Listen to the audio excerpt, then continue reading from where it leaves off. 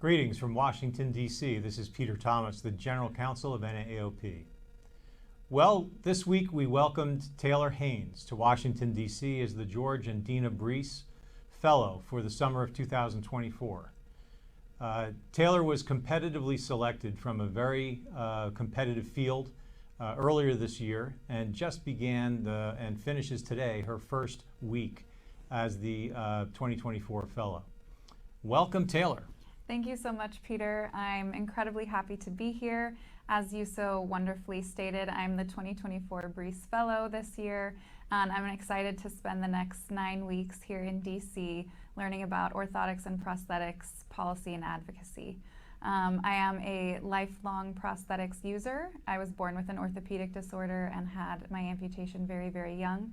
So I grew up learning to advocate for myself and now live in Portland, Oregon, working with Hanger Clinic as their community care coordinator for new prosthetic users and amputees in that area.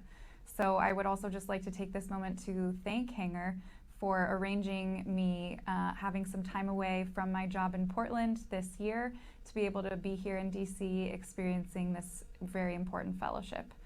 We've got a lot planned for me this summer. It's going to be a busy one. A few trips to note are over to Iowa with OPGA and also down to Gainesville to learn about OPIE Software. And here in DC, I'll be attending hearings, monitoring legislation and regulations, and helping with the NAAOP Virtual Fly-In in July. So I'm very excited, ready to go. Well, we welcome you, Taylor, and really look forward to spending the remainder of the summer working together. One of the issues we'll be working on is trying to reinstate funding for the Orthotics and Prosthetics Outcome Research Program, affectionately known as OPORP. This is a program that is within the congressionally mandated medical research program under the Department of Defense. Since 2014, the OPORP program has led to about $120 million of funding to the O&P research community to develop outcomes data, outcomes research, outcomes studies, and measurement tools, and has led to really the development of a fine cadre of orthotic and prosthetic researchers. AOPA deserves great credit for getting this program off the ground. Unfortunately, in fiscal year 2024, the OPORP program was not funded, and so that was a big blow. What we're trying to do now through the Orthotic and Prosthetic Alliance, of which the NAAOP is a member, is to try to get that funding reinstated. And so for the past 4 months, we've been working hard to do just that. We've met with multiple Senate and House offices. We've drafted all kinds of materials and submitted applications for funding through the fiscal year 2025 Department of Defense Appropriations Subcommittee bill.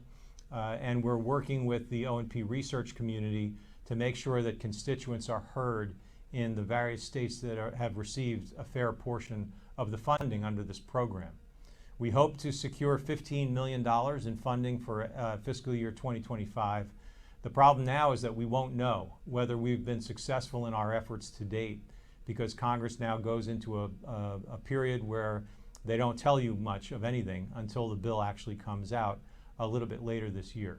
But we'll be doing everything we can to maximize the chances of success, including working with a number of other organizations, national organizations outside of the O&P space that nonetheless support O&P research, and signaling broad support for this $15 million request. So we'll keep everyone in touch as developments occur. Taylor, we look forward to a very busy summer, in particular the Congressional Virtual Fly-In that we'll be holding in July, and really looking forward to working with you on that. Thanks so very much to the NAAOP and to Hanger for supporting the time available that Taylor will be spending in Washington this summer.